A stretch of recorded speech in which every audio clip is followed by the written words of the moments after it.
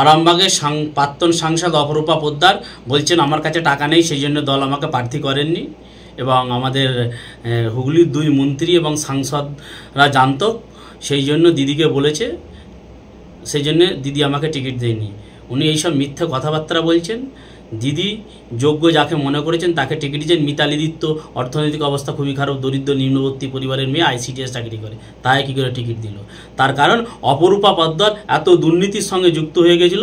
ওনার MP ল্যান্ডে যে টাকা পেতেন 10 বছরে 50 কোটি টাকা, তার 70% টাকা লাইটে খরচ করেছে, এবং একটা লাইট পিছু 30% টাকা নিয়েছেন। সেই লাইটগুলো 2 মাসের পর জ্বলেনি। খানাকুল হসপিটালে 15 লক্ষ টাকা দিয়েছিল প্রাচীরের নির্মাণের জন্য, সেই টাকার 20% চেয়েছিল, সেই টাকা দিতে পারেনি বলে সেই টাকা তিনি ডিএমকে চিঠি করে ফিরত নিয়েছে, তার জ্বলন্ত উদাহরণ। এবং রাজারামমোহন রায় মহাবিদ্যালয় CEO ডি গ্রুপের নিয়োগ করা হয়েছিল। সেই নিয়োগের সময় আমার ওয়াইফ ইন্টারভিউ পাস করেছিলেন, আমি বলেছিলাম একটু দেখে নিতে। উনি চিন্ময়ের সঙ্গে কথা বলতে বলেছিলেন, যেহেতু উনি ওই কলেজের প্রেসিডেন্ট, তার জন্য 15 লক্ষ টাকা বরাদ্দ করেছিলেন। উনি দুর্নীতির সঙ্গে যুক্ত, মানুষ ওনাকে টাকা নিতে দেখেছিল, খানাকুলে বসে নারদার টাকা নিয়েছেন টিভিতে।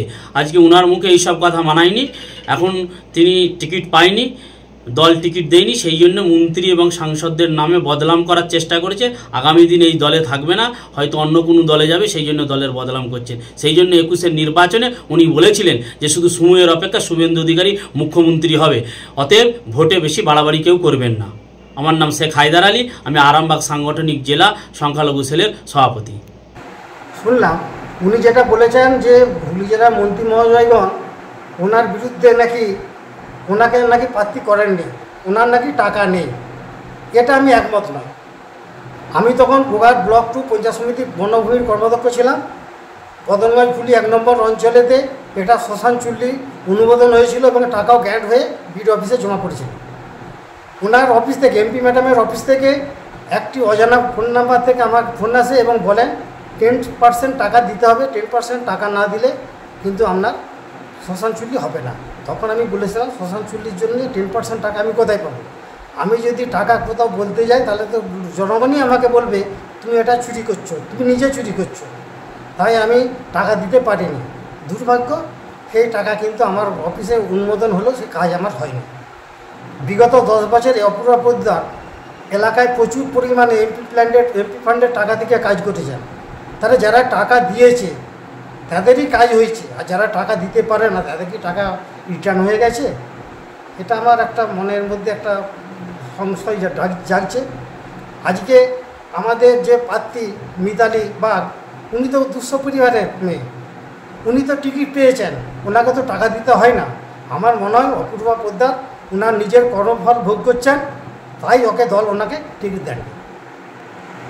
আমি শ্রীরামপুরের যিনি ক্যান্ডিডেট কবির বাবুকে আমি বলতে চাই, উনার যদি দম থাকে তাহলে উনি বলুক আমি কোন বিজেপির নেতার সাথে যোগাযোগ করেছি, কেন মিথ্যে অভিযোগ করছে। আসলে কবির বাবু বিধানসভা ইলেকশনে হিরো প্রার্থী হিসাবে শ্রীরামপুর থেকে বিদায় নিয়েছিলেন। আমি মমতাদির ছোট বোন হিসাবে দলে এসছিলাম এবং থাকব, এবং কবির বাবুর এই মিথ্যা অভিযোগ আমি প্রমাণ করেই ছাড়ব। কল্যাণদা অনেক ভোটে শ্রীরামপুর থেকে জিতবেন। আর আমি সত্যি বলছি, আমার বাবা ক্যান্সার সার্ভাইভিং পেশেন্ট, উনার একটা কিডনি বাদ গেছে। আমার মা 2 বছর ধরে কোমায় রয়েছে। সত্যি আমার আর্থিক অবস্থা ঠিক নেই। আমি আমার মা বাবাকে নিয়ে অত্যন্ত চিন্তায় আছি। তাই আমি কালকে বলেছি, আমি যেটা বলেছি যে আমার আর্থিক অবস্থা ঠিক নেই, তাই আমি ভোটে দাঁড়াইনি। আমি একদম আমার মা বাবার যে অবস্থা, আমি সেই নিয়ে খুব চিন্তায় আছি। দি হিলিং ডায়াগনস্টিক রোগী পরিষেবার এক বিশ্বস্ত প্রতিষ্ঠান, সম্পূর্ণ শীততাপ নিয়ন্ত্রিত, কলকাতার আদলে। এখানে রয়েছে computerised pathology unit, polyclinic unit, ultrasound এবং echo unit, digital x-ray unit, neuro electrophysiology unit সহ মডার্ন ডিজিটালাইজড ডায়াগনস্টিক ইউনিট। এছাড়াও রয়েছে দি হিলিং মেডিসিন নামাঙ্কিত নিজস্ব ওষুধের দোকান। যে কোনো ওষুধের উপর মিলবে 20% পর্যন্ত ছাড়। রোগীর সুপরিষেবাই হলো আমাদের মূল উদ্দেশ্য। ঠিকানা ঘাগরপুর, খানাকুল, হুগলি। যোগাযোগ নম্বর 9564644000 অথবা যোগাযোগ করুন 9332009403 এই নম্বরে।